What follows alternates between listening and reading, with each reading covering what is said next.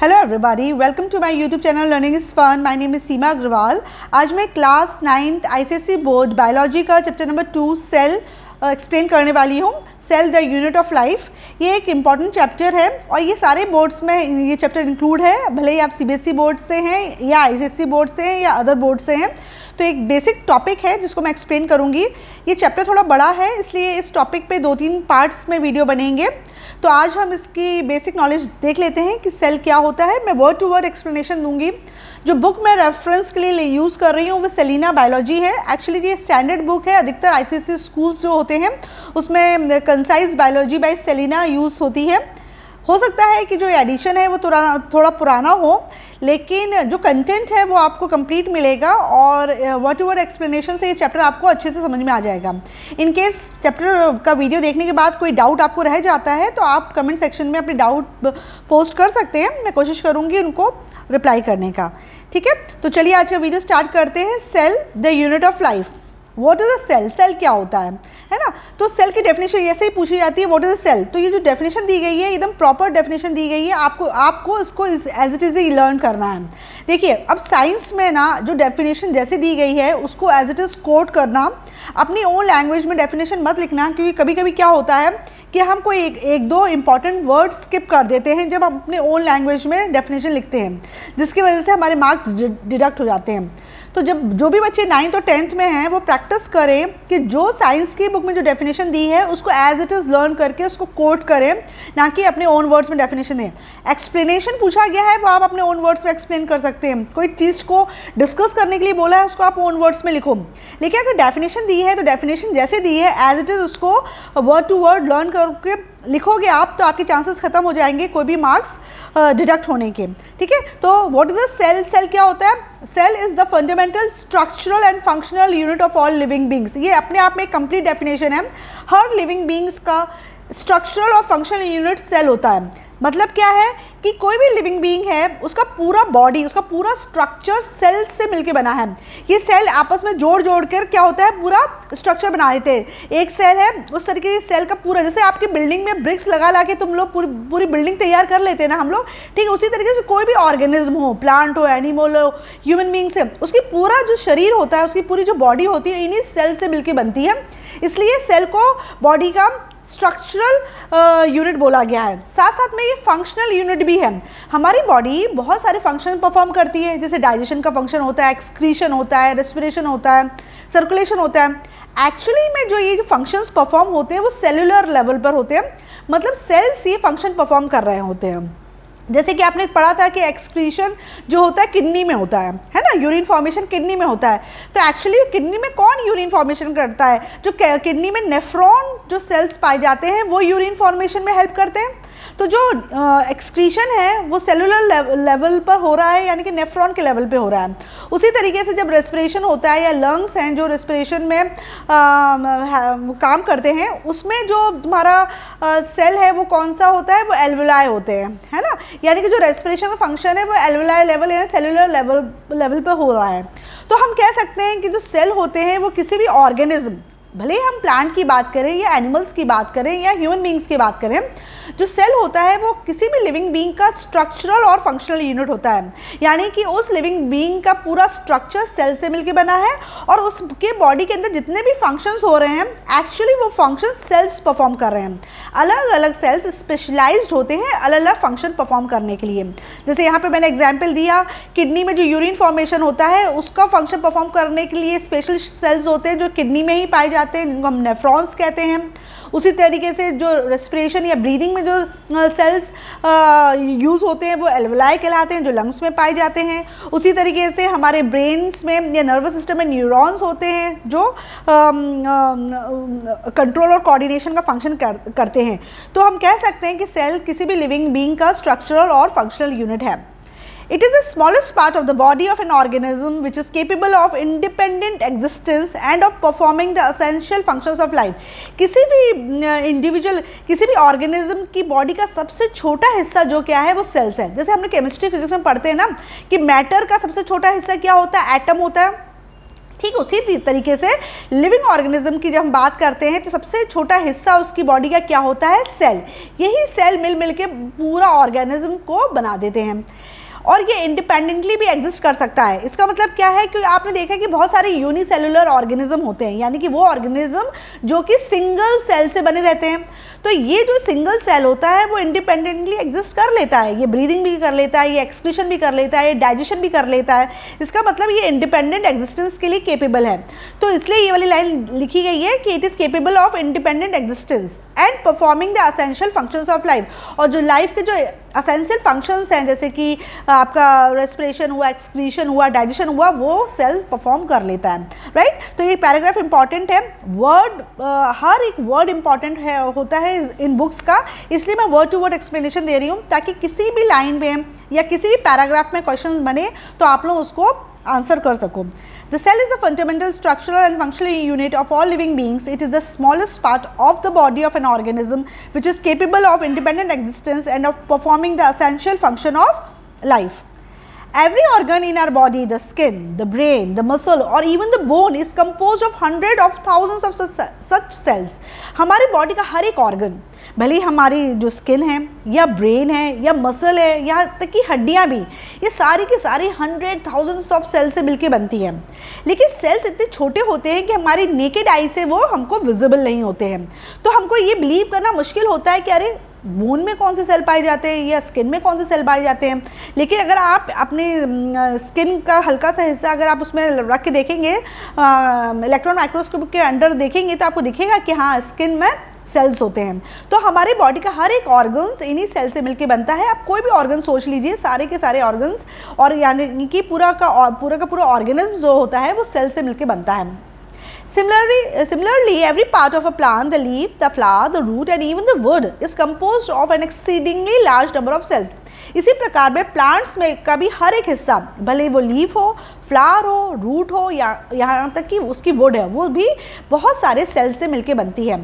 तो कहने का मतलब ये है कि लिविंग ऑर्गेनिज्म, चाहे वो प्लांट हो, एनिमल हो या ह्यूमन बींग्स हो, उसकी बॉडी का हर एक हिस्सा सेल से मिलके बनता है और ये थाउजेंड्स का काफ़ी सारे होते हैं।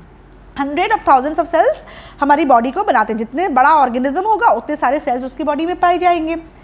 Every cell has its own life. देखो हर सेल का अपनी लाइफ होती है, मतलब न्यू सेल बनता है, फिर वो ग्रो करता है, फिर मैच्योर होता है और फिर वो डेड हो जाता है, फिर डेड होके वो न्यू सेल से रिप्लेस हो जाता है। यानी कि हर सेल की अपनी लाइफ साइकिल है। जैसे हम लोग की लाइफ साइकिल होती है ना कि हम बॉर्न होते हैं, फिर ग्रो करते हैं, फिर मैच्योर होते हैं और फिर हम डाई हो जाते हैं, ठीक है। इसी तरीके से हर सेल की भी अपनी एक लाइफ होती है, मतलब एक लाइफ पीरियड तक। जैसे हमने पढ़ा है ब्लड के चैप्टर में या सर्कुलेशन के चैप्टर में कि आरबीसी की जो लाइफ होती है वो 120 डेज़ होती है, यानी कि 120 डेज़ तक वो पूरी अपनी चारों स्टेजेस से होकर फिर वो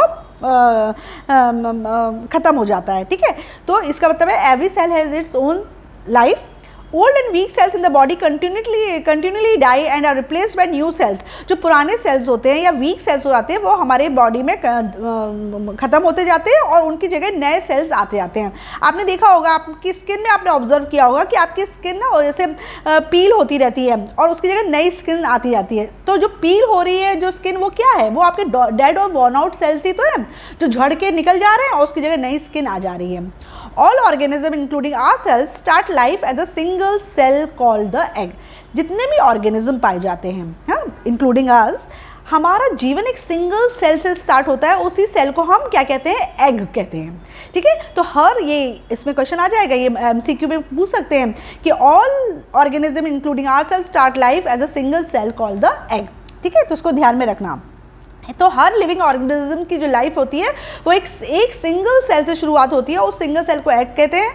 फिर ये सिंगल सेल जल्दी जल्दी मल्टीप्लाई करता है और पूरे ऑर्गेनिज्म का शेप ले लेता है। Cells are so small microscopic that they can not be seen with the naked eye. Cell इतने छोटे होते हैं कि वो आप अपनी ऐसे खुली आंखों से उसको नहीं देख सकते हो। It was therefore natural that their existence could not be detected by a man until he invented magnifying aids in the form of microscope.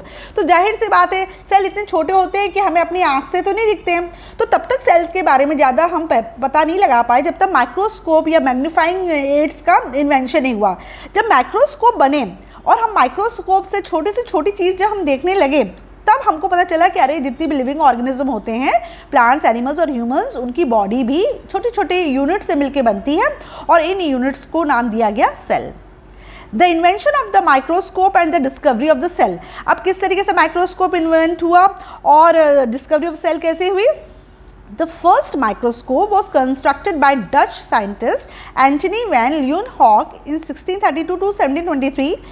जो पहला माइक्रोस्कोप बनाया था वो एक डच साइंटिस्ट थे जिनका नाम था एंटनी वैन ल्यूवेनहोक। ये नाम याद रखना, ये एमसीक्यू में पूछ लिया जाएगा कि who constructed the first microscope, तो आपको एंटनी वैन ल्यूवेनहोक लिखना पड़ेगा। ये 1632 से लेकर 1723 तक इनकी लाइफ रही। He was an ordinary public official who ground lenses and made microscopic observation as a hobby। वो एक ऑर्डिनरी पब्लिक ऑफिसर थे और उनका हॉबी था लेंसेज बनाना और माइक्रोस्कोपिक चीज़ों को देखना। He is said to have constructed 400 microscope. कहा जाता है उन्होंने अपनी लाइफ टाइम में करीब 400 माइक्रोस्कोप्स बनाए। Basically all his microscope consists of a single biconvex lens and were called simple microscope. अब देखो इस वाली सेंटेंस पे भी क्वेश्चन पूछ लिया जाता है कि सिंपल माइक्रोस्कोप में कौन सा लेंस यूज होता है, तो सिंपल माइक्रोस्कोप में सिंगल बाइकॉन्वेक्स लेंस यूज होता है। ये टर्म आपको याद रखना पड़ेगा, राइट, है ना। तो इन्होंने अपनी लाइफ टाइम में करीब 400 माइक्रोस्कोप बनाए। अधिकतर जो माइक्रोस्कोप बनाए वो सिंपल माइक्रोस्कोप थे और उन माइक्रोस्कोप में इन्होंने सिंगल बाइकॉन्वेक्स लेंस का इस्तेमाल किया था, ठीक है। Some of these microscope had a considerable magnifying power up to 200 times। कुछ माइक्रोस्कोप तो इतने अच्छे बने इनके कि उसका मैग्निफिकेशन पावर 200 टाइम्स था, मतलब कोई भी चीज़ थी वो 200 गुना बड़ी होकर दिख रही थी। One of Leeuwenhoek's microscope is shown in figure 2.1। ये जो दिया है वो 2.1 में एक माइक्रोस्कोप दिया है, देखो इस तरीके से दिखा रहे हैं, इस तरीके से माइक्रोस्कोप इसमें दिखाया गया है।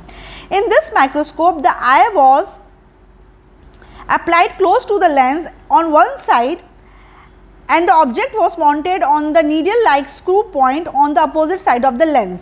तो लेंस के एक तरफ ये लेंस दिख रहा है, ये आपको लेंस दिख रहा है, ये लेंस है, तो लेंस के एक तरफ क्या होती थी, आप एक तरफ से आप देखते थे और दूसरे तरफ आप अपना जो भी चीज़ आपको ऑब्जर्व करनी होती थी आप उसको रखते थे, ठीक है। देखो फिर से देखो, in this microscope the eye was applied close to the lens on one side and the object was mounted on the needle like screw point on the opposite side of the lens। ये screw जो दिख रहा है ना diagram में, वहाँ पे आप ऑब्जेक्ट को माउंट कर देते थे और उस तरफ दूसरी तरफ से आप अपनी आंख लगा के इसको देखते थे, तो ये मैग्नीफाई होकर दिखता था, ठीक है। तो ये तो एंटनी ल्यूवेनहोक थे जिन्होंने सबसे पहली बार माइक्रोस्कोप कंस्ट्रक्ट किए थे और इन्होंने करीब 400 माइक्रोस्कोप कंस्ट्रक्ट किए थे। अधिकतर जो माइक्रोस्कोप इन्होंने बनाए थे वो सिंपल माइक्रोस्कोप थे और इसमें इन्होंने सिंगल बाइकॉन्वेक्स लेंस का इस्तेमाल किया था। अब दूसरे साइंटिस्ट आए, ये इनका नाम था रॉबर्ट हुक। 1635 से 1703 तक इनकी लाइफ थी। An English scientist developed a microscope by using 2 lenses for achieving greater magnification. अब इसी पे फर्दर वर्क करके रॉबर्ट हुक ने क्या किया, माइक्रोस्कोप डेवलप किया जिसमें इन्होंने 2 लेंस का इस्तेमाल किया ताकि और चीज़ों को मैग्नीफाई करके देखी जा सके। Such microscopes were later known as compound microscope. तो इन माइक्रोस्कोप को हम कंपाउंड माइक्रोस्कोप कहते हैं जिनमें 2 लेंसेज का इस्तेमाल होता है और जिनकी मैग्निफिकेशन पावर सिंपल माइक्रोस्कोप से ज़्यादा होती है। In Hooke's microscope in figure 22.2a, the object to be seen was placed on the stage below and light from an oil flame was thrown on it by means of a concave mirror।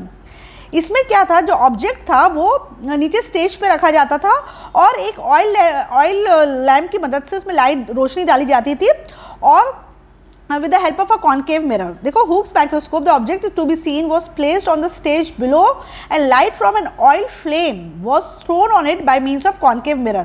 concave mirror की मदद से light, यहाँ पर आप देख रहे हैं, यहाँ पर आपका वो ऑब्जेक्ट रखा जाता था और ऑयल लैम्प की मदद से रोशनी से हम इस ऑब्जेक्ट में रोशनी डालते थे और फिर यहाँ से जो थर्ड पॉइंट है वहाँ से आप देखते थे, राइट। तो ये इस तरीके से जब आप इसको मैग्नीफाई करके देखते तो इस तरीके से आपको ये सेलुलर स्ट्रक्चर दिखता था। Robert Hooke's microscope which was worked by the light from oil lamp, है ना, ऑयल का लैम्प जलाते थे जिससे रोशनी होती थी। ये रोशनी फोकस की जाती थी ऑब्जेक्ट पे और फोकस करने के लिए हम क्या यूज़ करते थे, कॉन्केव मिरर। और जैसे ही रोशनी इस ऑब्जेक्ट पे पड़ती थी फिर हम ऊपर से इसको देखते थे तो यही जो चीज़ थी वो मैग्नीफाई होकर दिखती थी और इसके अंदर के कंटेंट्स देखने को मिल जाते थे। First focused on the object below the microscope by a flask filled with water, 3, 4 and 5 eyepieces, objective lens and tube respectively, and Hooke's drawings of कॉक cellular structure.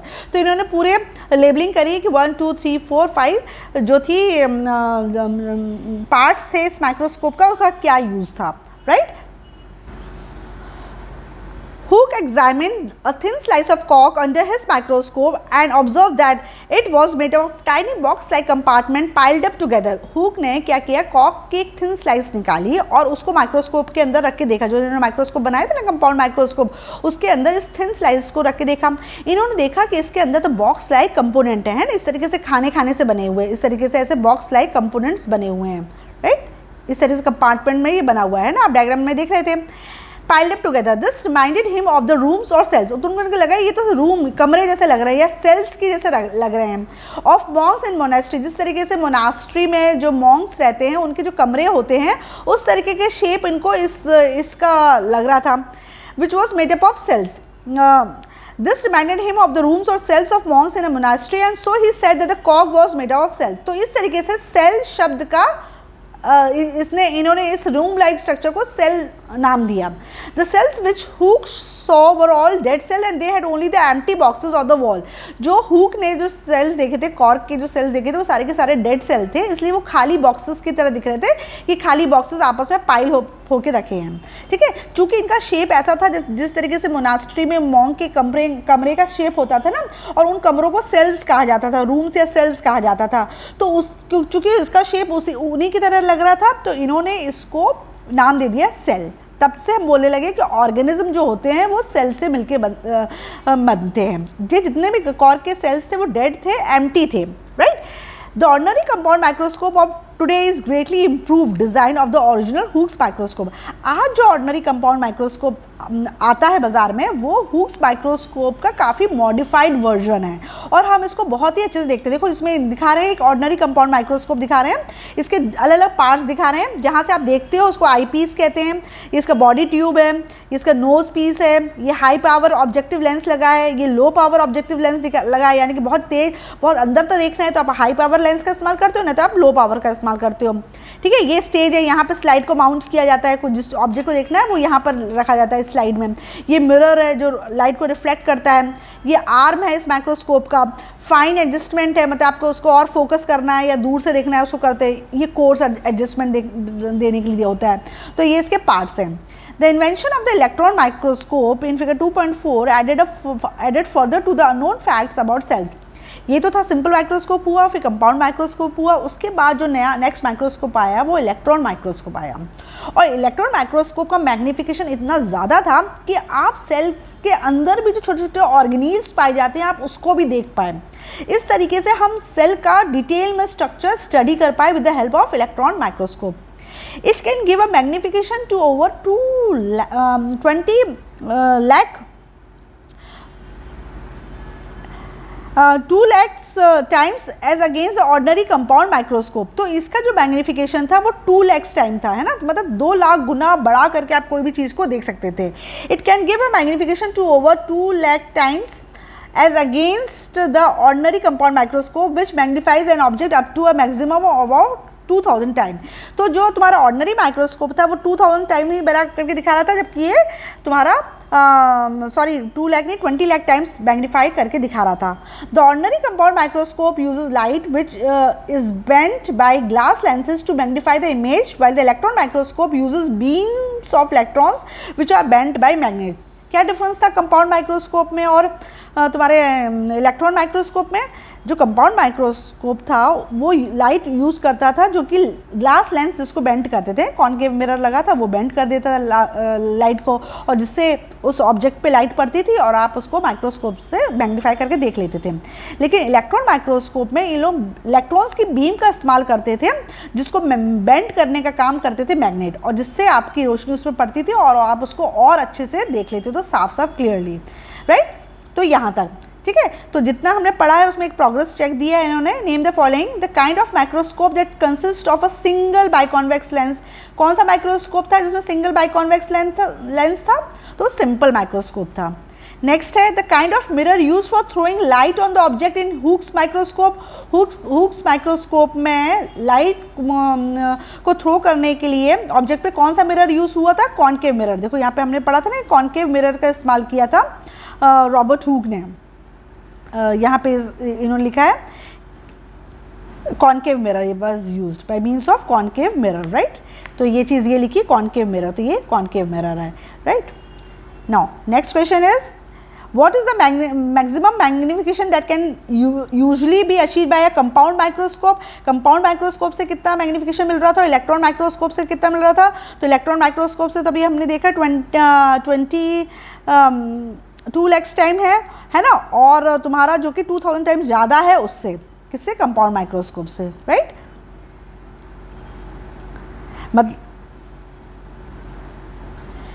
Now cell theory. In 1838, Matthias Schleiden, a German botanist, announced that every plant is made up of large number of cells. 1838 में Matheus Schleiden थे, इन्होंने एक German botanist थे जो plant की study करते थे। इन्होंने बताया कि जितने भी प्लांट्स होते हैं वो बहुत सारे सेल्स से मिलके बनते हैं। He added that each of these cells perform various life processes. इन्होंने बोला कि हर एक सेल में अलग अलग प्रकार के लाइफ प्रोसेसेस होते हैं। A year later, Theodor Schwann, a German zoologist, made similar discoveries in animal. एक साल के बाद एक जूलॉजिस्ट थे, एक जर्मन जूलॉजिस्ट थे थियोडर शॉन, उन्होंने भी सिमिलर ही डिस्कवरी करी, लेकिन उन्होंने एनिमल्स पे करी। He declared that all animals and plants are composed of cells which serve as a unit of structure and function. और इन्होंने डिक्लेयर कर दिया कि जितने भी एनिमल्स और प्लांट्स होते हैं वो सेल्स से मिलके बनते हैं, जिनका स्ट्रक्चर जो कि किसी भी ऑर्गेनिज्म का स्ट्रक्चरल और फंक्शनल यूनिट है। मतलब किसी भी ऑर्गेनिज्म का पूरा स्ट्रक्चर सेल से मिलके बनता है, और जितने भी फंक्शन परफॉर्म होते हैं वो सेल ही परफॉर्म करते हैं एक्चुअल में। He declared that all animals and plants are composed of cells which serve as the units of structure and function. This in short is called the cell theory. तो short में इसी को cell theory कहते हैं। मतलब cell theory का main point क्या है कि all living organism, whether plants or animals, are made up of cells. And next point क्या है कि all cells are the structural and functional unit of a living organism. This in short is called a cell theory, having been proposed by Schwann and Schleiden in the year 1839. तो Schwann और Schleiden ने मिलकर 1839 में cell theory को propose किया था। फिर 1858 में रोडोल्फ विर्चो जो थे, उन्होंने एक पॉइंट और ऐड किया। Rudolf Virchow in 1858 made an addition to the cell theory by saying that all cells arise from the pre-existing cells. इन्होंने सेल थ्योरी में एक पॉइंट और ऐड किया और उन्होंने बोला जितने भी सेल्स होते हैं वो प्री एग्जिस्टिंग सेल से ही बनते हैं। मतलब कोई भी सेल्स ऐसे अचानक से नहीं बन जाता है, पुराने सेल से ही नए सेल्स बनते हैं। पुराने सेल्स वॉर्न आउट होते जाते हैं, डाई होते जाते हैं, और उन पुराने सेल्स को रिप्लेस करता जाता है नया सेल। यानी कि हर एक नया सेल पुराने सेल से ही बना है। ये पॉइंट सेल थ्योरी में ऐड किया रोडोल्फ विर्चो ने 1858 में। तो जो सेल थ्योरी है, तो सेल थ्योरी के 3 इंपॉर्टेंट पॉइंट हैं। The cell is the smallest unit of structure of all living things. हर लिविंग थिंग का सबसे स्मॉलेस्ट यूनिट कौन सा क्या होता है? सेल होता है। पहला पॉइंट बोलता है सेल थ्योरी। सेकेंड पॉइंट है the cell is the unit of function of all living things. हर लिविंग थिंग्स में जो भी फंक्शन परफॉर्म होता है वो भी सेल में होता है। मतलब cell is the structural and functional unit of all living beings. और थर्ड पॉइंट क्या है? All cell arise from the pre existing cell. सारे सेल्स प्री एग्जिस्टिंग सेल से ही अराइज होते हैं। तो यही सेल थ्योरी है। अगर आपसे बोला जाए कि राइट डाउन सेल थ्योरी, तो ये 3 पॉइंट आप लिखोगे। पूछा जाएगा कि हु गेव सेल थ्योरी, तो आप लिखना कि cell theory was proposed by Schwann and Schleiden in the year 1839 and addition was made in this cell theory by Rudolf Virchow in 1858, right. तो इस तरीके से इन तीनों के साइंटिस्ट के नाम सेल थ्योरी में आ जाएंगे। अब एक एक सेंटेंस का क्या मतलब है इसको डिटेल में पूछा है, क्योंकि पूछ लेते हैं कि what you understand by the statement that cell is the smallest unit of structure of all living things, है ना। तो इस पॉइंट को एक्सप्लेन करने का आता है। तो तीनों पॉइंट्स में से कोई भी पॉइंट का एक्सप्लेनेशन पूछा जा सकता है, तो आपको उसको एक्सप्लेन करना आना चाहिए। तो किस तरीके से आप एक्सप्लेन करोगे वो हम देखते हैं। What does the cell theory mean? Take 2 example, a plant such as mango and animal such as frog. Cell theory को एक्सप्लेन करने के लिए इन्होंने 2 एग्जाम्पल लिए। प्लांट के केस में इन्होंने मैंगो का एग्जाम्पल ले लिया और एनिमल के केस में फ्रॉग का एग्जाम्पल ले लिया। अब इन्होंने स्ट्रक्चरल यूनिट किस तरीके से हम कह सकते हैं कि cell is the structural unit of all living being. If we take any part of body of a frog or any part of a mango plant and examine it under a microscope, it will show a cellular structure. देखो cell को इसलिए structural unit कहा गया है क्योंकि अगर suppose करो हम प्लांट मैंगो का कोई भी हिस्सा ले लेते हैं, मैंगो प्लांट का कोई भी हिस्सा ले लेते हैं, या एनिमल के केस में हम फ्रॉग का बॉडी का कोई भी हिस्सा ले लेते हैं और उसको माइक्रोस्कोप के अंदर देखेंगे, तो हम देखेंगे कि उसकी पूरा का पूरा वो हिस्सा सेल से बना है। तो हम कह सकते हैं ना कि cell is the structural unit of living beings. Second, functional unit है सेल, कैसे जस्टिफाई करोगे? Any function in the body of the frog और in the mango plant is due to the activity in its cells. कोई भी function अगर आपका frog perform कर रहा है या कोई भी फंक्शन मैंगो प्लांट में हो रहा है तो एक्चुअली वो क्यों हो रहा है? क्योंकि वो फंक्शन को सेल्स परफॉर्म कर रहे हैं, सेल्स के अंदर एक्टिविटी हो रही है जिसकी वजह से वो फंक्शन परफॉर्म हो रहा है। For example, movement of the frog is due to the contraction of muscle cells, क्योंकि जैसे सपोज करो फ्रॉग उचकता है ना, मूव करता है, इधर से उधर फुदक रहा है, तो वो क्यों फुदक पा रहा है? क्योंकि उसके जो मसल के जो सेल्स हैं वो कॉन्ट्रैक्ट कर रहे हैं जिसकी वजह से वो यहाँ से वहाँ मूव कर पा रहा है। उसी तरीके से food is digested by the enzymes which the cells of the gut secret.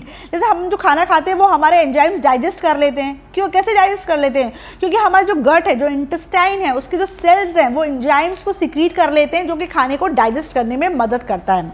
तो यानी कि वो जो डाइजेस्टिव एंजाइम्स है वो कहाँ से आए? वो इंटेस्टाइन या गट के सेल से ही तो आए।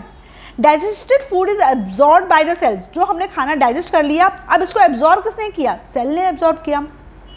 And absorb food is use up in cells for various metabolic activities. और यही एब्जॉर्ब फूड से अलग अलग प्रकार की मेटाबॉलिक एक्टिविटीज़ होती हैं, है ना, क्योंकि एब्जॉर्ब फूड्स को ऑक्सीडाइज करके एनर्जी रिलीज होती है और फिर अलग अलग एक्टिविटीज़ परफॉर्म होती हैं। In a mango plant photosynthesis occurs in the cells of leaves, the root cells absorb water from the soil and so on.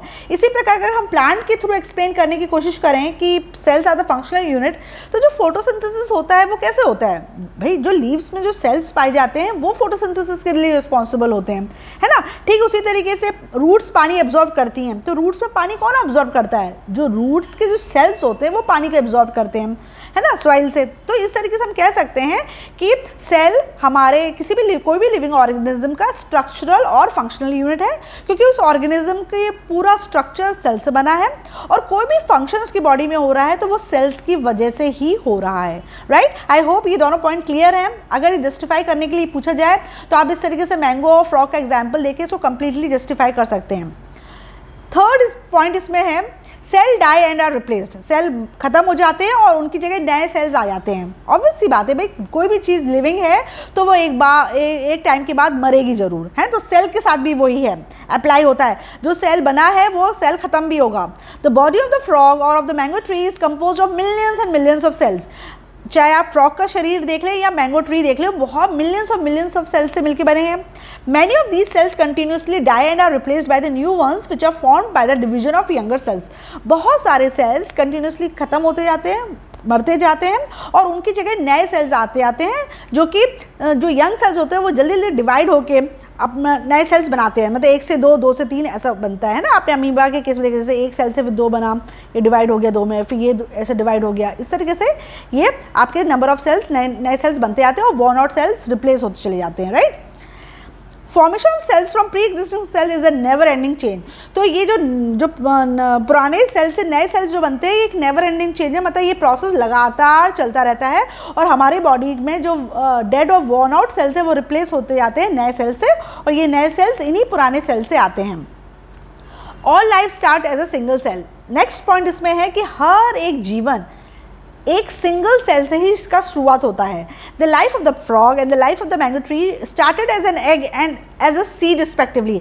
Frog के केस में फ्रॉग बनने से पहले सबसे पहले क्या हुआ? फ्रॉग का अंडा था ना, अंडे से फ्रॉग बना, तो एग से उसकी लाइफ शुरू हुई। उसी तरीके से अगर मैंगो प्लांट कहाँ से आया? सीड से आया। तो सीड क्या है? एक प्रकार का सेल ही तो है ना।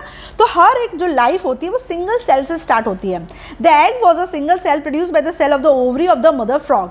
मदर फ्रॉग जो थी उनकी ओवरीज में से एग प्रोड्यूस हुआ और इस एग से फ्रॉग डेवलप हुआ।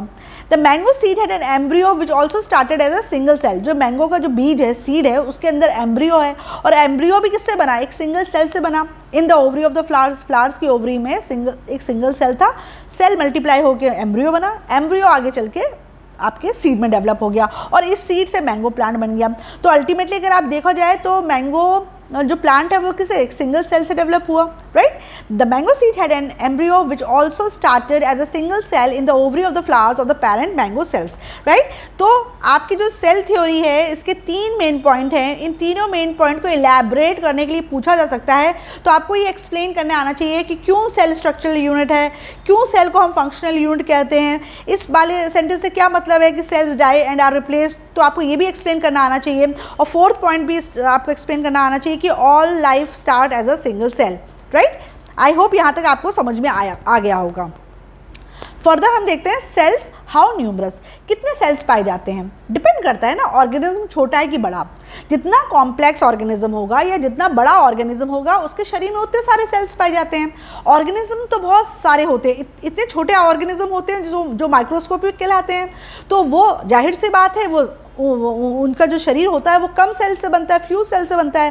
लेकिन कुछ ऑर्गेनिज्म ऐसे होते हैं जो बहुत बड़े होते हैं, बहुत विशालकाय हैं, जैसे ब्लू व्हेल है, एलिफेंट है, तो इनका जो शरीर है वो बहुत सारे सेल से मिलकर बना है। तो अगर हम देखा जाए तो जो ऑर्गेनिज्म होते हैं वो सिंगल सेल्ड हो सकते हैं। सिंगल सेल यानी कि वो ऑर्गेनिज्म जो कि सिर्फ एक सेल से बना है, या फ्यू सेल्ड हो सकते हैं यानी कुछ सेलों से मिलके बने हैं, या कुछ ऑर्गेनिज्म मल्टी सेल्ड होते हैं यानी कि बहुत सारे सेल से मिलके बने हैं, राइट। तो हम नंबर वाइज इसको देखते हैं। Cells how numerous, larger an organism greater the number of cells in its body. वही मैं कह रही हूँ, जितना बड़ा ऑर्गेनिज्म होगा उतने सारे सेल्स उसके शरीर में पाए जाएंगे। Single cell, many small plants and animals are made up of just one single cell. बहुत सारे प्लांट्स और बहुत सारे एनिमल्स ऐसे होते हैं जो कि सिर्फ सिंगल सेल से बनते हैं। एग्जाम्पल क्या है? Bacteria, east, amoeba. देखो बेटा, इस वाले उसमें यही क्वेश्चन पूछा जाएगा कि give example of a single cell organism, give example of few celled animals, give examples of multi celled organism.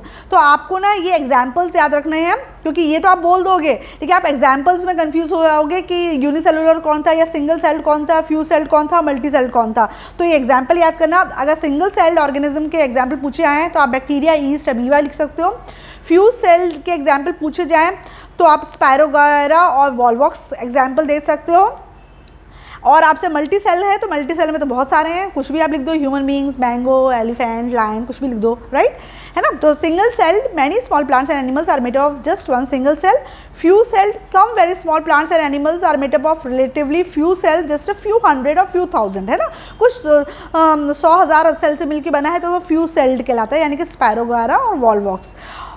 Multi cell कौन से होते हैं? Most plants animals we see around us including our cells are made up of millions and billions of cell. अधिकतर जो हम देखते हैं वो मिलियंस और बिलियंस ऑफ सेल से मिलकर बनते हैं, इनको हम मल्टी सेलुलर या मल्टी सेल्ड बोलते हैं। An average size adult human constitutes approximately 1000 million cells in the whole body। एक average size adult human being के शरीर अगर आप देखेंगे तो करीब 1000 मिलियन सेल्स उसकी बॉडी बनती है ना। तो कितने सारे सेल्स उसके शरीर में पाए जाते हैं? 10,000 million nerve cells in the brain cortex. हमारे ब्रेन के कॉर्टेक्स में ही करीब 10,000 मिलियन नर्व सेल्स हैं। तो सोचो, ब्रेन पहले तो कितना सा होता है, फिर ब्रेन का कॉर्टेक्स और ही छोटा हुआ, उतने से कॉर्टेक्स में ही तुम्हारे 10,000 मिलियन नर्व सेल्स पाए जाते हैं, right. 5 to 6 million red blood cells, हमारे शरीर के अंदर 5 से 6 मिलियन रेड ब्लड सेल्स होते हैं। हमारा ब्लड का कलर रेड होता है ना, क्यों? आरबीसीज की वजह से। आरबीसीज को क्या बोलते हैं? Red blood sales. करीब हमारे ब्लड में 5 से 6 मिलियन तो आरबीसीज ही होते हैं। 7,000 वाइट ब्लड सेल्स पर क्यूबिक मिलीमीटर ऑफ ब्लड, मतलब पर क्यूबिक मिलीमीटर ऑफ ब्लड में ये नंबर बताए जा रहे हैं। तो सोचो कितने मिलियंस ऑफ सेल्स से हमारा शरीर बना हुआ होता है, राइट। तो न्यूमरस, अगर तुमसे पूछा जाए कि कितने, हाउ न्यूमरस, कितने सेल्स होते हैं, तो सिंगल सेल ऑर्गेनिज्म भी होते हैं, फ्यू सेल्ड भी होते हैं और मल्टी सेल भी होते हैं। नेक्स्ट है सेल्स हाउ स्मॉल। सेल्स कितने छोटे होते हैं? Cells are very small and are seen only with a microscope. Cell बहुत छोटे होते हैं और उनको सिर्फ और सिर्फ माइक्रोस्कोप से हम देख सकते हैं। सबसे स्मॉलेस्ट सेल्स बैक्टीरिया का माना जाता है, जिसका साइज 0.3 to 5.0 माइक्रोमीटर होता है। रेड ब्लड सेल्स भी छोटे होते हैं जो करीब 7 माइक्रोमीटर के होते हैं इन द ह्यूमन बॉडी। तो अगर आप ह्यूमन बॉडी में पूछेंगे स्मॉलेस्ट सेल क्या है तो आप रेड ब्लड सेल्स लिखोगे। और अगर आपसे इन जनरल पूछा गया कि which is the smallest cell, तब आप बैक्टीरिया लिखोगे, right. Longest cell human body में कौन सा होता है? Nerve cell. नर्व सेल्स इससे लंबे होते हैं, right. Imagine nerve cell extending from your finger tip to the spinal cord inside your backbone, है ना। नर्व सेल्स तुम्हारे कितना होता है कि फिंगर टिप से लेके तुम्हारे बैकबोन तक वो एक्सटेंड होता है। तो सोचो कितना लंबा हो सकता है नर्व सेल। तो इसे नर्व सेल्स को लॉन्गेस्ट माना गया है। लार्जेस्ट सेल कौन सा होता है? Largest cells are the birds egg. चिड़िया के जो अंडा होता है वो लार्जेस्ट सेल होता है। और actually the central yellow sphere जो उसमें पाया जाता है, उसे योक बोलते हैं, वो लार्जेस्ट हिस्सा है एग का। Ostrich egg before development begins in it is the largest single cell of the living world today. Ostrich का जो अंडा होता है जिसमें डेवलपमेंट अभी शुरू नहीं हुआ है, हाँ, ऑस्ट्रिच ने जो अंडा दिया है जिसमें अभी डेवलपमेंट शुरू नहीं हुआ है, आज की दुनिया में सबसे बड़ा जो सेल है उसी को माना गया है। तो इन एकदम से कोई पूछे तो ऑस्ट्रिच एग आप बोल सकते हो। The white albumin of the egg and the white shell are extra parts added on to the actual egg as it passes down the reproductive tract. Actually क्या होता है, एग का मेन हिस्सा तो वो जो येलो कलर योक होता है ना वो होता है, उसके बाहर जो वाइट कलर की जो एल्बुमिन होता है वो क्या होता है, वो नरिशमेंट प्रोवाइड करता है आपके एक्चुअल सेल को, और वो रिप्रोडक्टिव ट्रैक से पास होता है, राइट। तो the white albumin of the egg and the egg shells are extra parts, है ना। तो जो एग का के ऊपर जो छिलका होता है या वो होता है वो क्या है आपका एक्स्ट्रा पार्ट है। मेन पार्ट तो स्मॉलनेस ऑफ सेल, अब सेल कितने छोटे होते हैं, अ ग्रेटर एफिशिएंसी। और सेल इतने छोटे क्यों होते हैं भाई, कोई भी चीज़ छोटी होती है ना वो ज़्यादा एफिशिएंट होती है, क्यों, क्योंकि सरफेस एरिया बढ़ा देती है। सरफेस एरिया बढ़ा देती है तो उसमें जो एब्जॉर्प्शन वगैरह का जो होता है ना वो काफ़ी बढ़ जाता है ना। इसलिए आपने देखा है कि जो किडनी है, किडनी के अंदर बहुत सारे नेफ्रॉन्स पाए जाते हैं, मिलियंस ऑफ नेफ्रॉन्स पाए जाते हैं। लंग्स के अंदर बहुत सारे एल्वलाई पाए जाते हैं, ब्रेन के अंदर, स्पाइनल कॉर्ड्स के अंदर बहुत सारे न्यूरॉन्स पाए जाते हैं। तो इन सेल का जब साइज़ छोटा होता है तो उसकी एफिशिएंसी जो होती है वो कई गुना ज़्यादा बढ़ जाती है। कैसे, वो हम देखते हैं। Cells generally remain small in size and this is so for two main reason. सेल्स अधिकतर छोटे साइज के होते हैं, इसके दो कारण हैं। Different reasons of a cell can communicate with each other rapidly for the cell to function effectively. जब सेल का साइज छोटा होगा तो उस सेल के अंदर पाए जाने वाले जो अलग रीजन्स होते हैं वो इफिशिएंटली आपस में कम्युनिकेट कर पाएंगे और सेल ज़्यादा अच्छे से फंक्शन परफॉर्म कर पाएगा, है ना। जो चीज़ जितनी छोटी होती है उसमें कम्युनिकेशन लेवल उतना ज़्यादा फास्ट होता है। तो अगर सेल छोटे साइज़ का होगा तो उसका अलग अलग जो हिस्सा होगा वो जल्दी कम्युनिकेट करेगा और सेल का फंक्शन इफेक्टिव हो जाएगा। सेकेंड जो रीज़न है जो मैंने बताया कि cells have a large surface area per volume ratio for the greater diffusion of substances in and out of the cell. Cell के अंदर बाहर डिफ्यूजन का प्रोसेस अच्छे से हो सके इसलिए large surface area upon volume ratio बड़ा होना चाहिए, है ना। मतलब अगर आप पे जितना ज़्यादा सरफेस एरिया होगा उतना ज़्यादा अच्छे से डिफ्यूजन का प्रोसेस हो पाएगा, क्योंकि सेल के अंदर कोई भी गैसेज या कोई भी सब्सटेंस अंदर बाहर होता है वो थ्रू डिफ्यूजन होता है, और जितना ज़्यादा सरफेस एरिया होगा डिफ्यूजन को होने में उतना आसानी होती है। जैसे to understand this second advantage about surface area upon volume ratio, imagine a cube with each of its side measuring 2 mm। इसको समझने के लिए आप ये देखो, ये पिंक कलर का क्यूब दिख रहा है, ये 2 mm साइज का है। अगर हम टोटल सरफेस एरिया इस क्यूब का देखेंगे तो क्या हो जाएगा 2/2 × 6, क्योंकि 6 सरफेस होते हैं तो इसका टोटल सरफेस एरिया क्या आ जाएगा 2 × 2/6 यानी 24 स्क्वायर मिलीमीटर हो जाएगा। अगर हम ये 2 mm का एक क्यूब लेते हैं, अगर सपोज करो यही 2 mm का क्यूब छोटे छोटे 8 क्यूब से मिलके बना है और हर एक जो 8 क्यूब हैं वो 1/1 के हैं, राइट। ये पूरा इसके 2/2 का है, जबकि यही 2/2 का क्यूब अगर हम सोचो छोटे छोटे 8 क्यूब से बना है और हर एक क्यूब एक 1/1 का है तो क्या होगा, तो सरफेस एरिया कितना हो जाएगा 48 स्क्वायर मिलीमीटर हो जाएगा। 1 × 1 × 6, और ये तो एक का हुआ और ऐसे कितने पीसेस हैं आपके पास 8 पीसेस हैं तो 8 6 क्या हो जाता है 48 स्क्वायर मिलीमीटर हो जाता है, which is double that of the original large cube. तो ये जो सरफेस एरिया हो गया वो तुम्हारे जो ओरिजिनल जो सरफेस एरिया है बड़े वाले क्यूब से उससे जस्ट डबल हो गया, है ना, which is double that of the original larger cube. The total volume in both cases still remain the volume दोनों का सेम है। देखो जितना वॉल्यूम ये ऑक्यूपाई कर रहा है जितना स्पेस उतना ही स्पेस ये ऑक्यूपाई कर रहा है, लेकिन सरफेस एरिया में तुम देखो ये 24 स्क्वायर मिलीमीटर है जबकि ये कितना हो गया 48 स्क्वायर मिलीमीटर हो गया, मतलब जस्ट डबल इसने सरफेस एरिया दे दिया। तो सेम वॉल्यूम में जो सरफेस एरिया वो बढ़ गया। Small size of cell presents a larger surface area volume. तो जितना छोटा सेल होगा उसका जो ये रेशियो है सरफेस एरिया बाय वॉल्यूम का वो उतना ज़्यादा बड़ा होगा, है ना, जिसकी वजह से जो डिफ्यूजन होगा वो बहुत आसानी से हो जाएगा। कई चीज़ का डिफ्यूजन होता है, देखो डायग्राम में देखो कार्बन डाइऑक्साइड को सेल से बाहर निकलना है, ऑक्सीजन को डिफ्यूज होकर अंदर आना है, न्यूट्रिएंट्स को डिफ्यूज होकर अंदर आना है, वेस्ट को डिफ्यूज होकर बाहर जाना है, अदर सब्सटेंसेस कुछ अंदर जा रहे हैं कुछ बाहर जा रहे हैं, वाटर अंदर जा रहा है बाहर आ जा रहा है। तो ये सारा जो डिफ्यूजन का प्रोसेस है वो बहुत स्मूथली चलेगा अगर सेल का साइज़ छोटा होगा, है ना। तो इसलिए क्या होता है कि सेल्स छोटे छोटे साइज के होते हैं। The large surface area relative to the volume of the cell ensure greater diffusion of. अगर लार्ज सरफेस एरिया है विथ रिस्पेक्ट टू वॉल्यूम तो ज़्यादा अच्छा डिफ्यूजन होगा न्यूट्रिएंट्स इनटू द सेल, बहुत अच्छी तरीके से न्यूट्रिएंट्स सेल के अंदर जा सकेंगे। Metabolic waste from the interior to the outside of the cell, बहुत अच्छे से मेटाबॉलिक वेस्ट सेल के अंदर से बाहर आ सकेंगे। Respiratory gases that is oxygen into the cell and carbon dioxide out of the cell, बहुत आसानी से ऑक्सीजन डिफ्यूज इन होकर सेल के अंदर चली जाएगी और बहुत आसानी से कार्बन डाइऑक्साइड डिफ्यूज आउट होकर सेल के बाहर चली जाएगी। Any damage to the cell can be easily remade, और अगर सेल के अंदर कुछ भी डैमेज हुआ तो उसको बहुत आसानी से रिपेयर किया जा सकता है। ये क्वेश्चन पूछ लिया जाएगा है कि why cells are small in size और how large surface area is beneficial for the cells. तो आप ये रीजंस लिख सकते हो कि diffusion of things become easy when cells are small in size, right. तो इस तरीके से उसे एक्सप्लेन कर सकते हो आप। Now cell shapes to suit functional requirement. अब सेल्स जो होते हैं वो अलग अलग शेप में पाए जाते हैं, जिस प्रकार का फंक्शन उनको परफॉर्म करना है ना उस प्रकार का उनका शेप होता है, ठीक है। तो हर सेल सर्कुलर नहीं होता या हर सेल रेक्टेंगुलर नहीं होता है, सेल बहुत सारे शेप्स में पाए जाते हैं और अलग अलग फंक्शन परफॉर्म करते हैं। तो अलग अलग फंक्शन परफॉर्म करने के लिए अलग अलग शेप के सेल होते हैं। Cells vary greatly in shape, these में बी डिस्क लाइक है, डिस्क जैसे भी होते हैं, पॉलीगोनल भी होते हैं, रेक्टेंगुलर होते हैं, क्यूबॉइड, थ्रेड लाइक, ब्रांच्ड और इवन इरेगुलर, इस तरीके के शेप पाए जाते हैं सेल्स में। These shapes of cells are often related to different functions they perform, है ना। तो जो इस डायग्राम में देखो आपको ट्यूबुलर भी दिख रहे हैं, आपको डिस्क शेप भी दिख रहे हैं आपको, है ना। ये कार्टिलेज सेल्स देखो, एपिथेलियल सेल्स इस तरीके से होते हैं, ह्यूमन ब्लड सेल्स आप देखो अलग अलग शेप के होते हैं।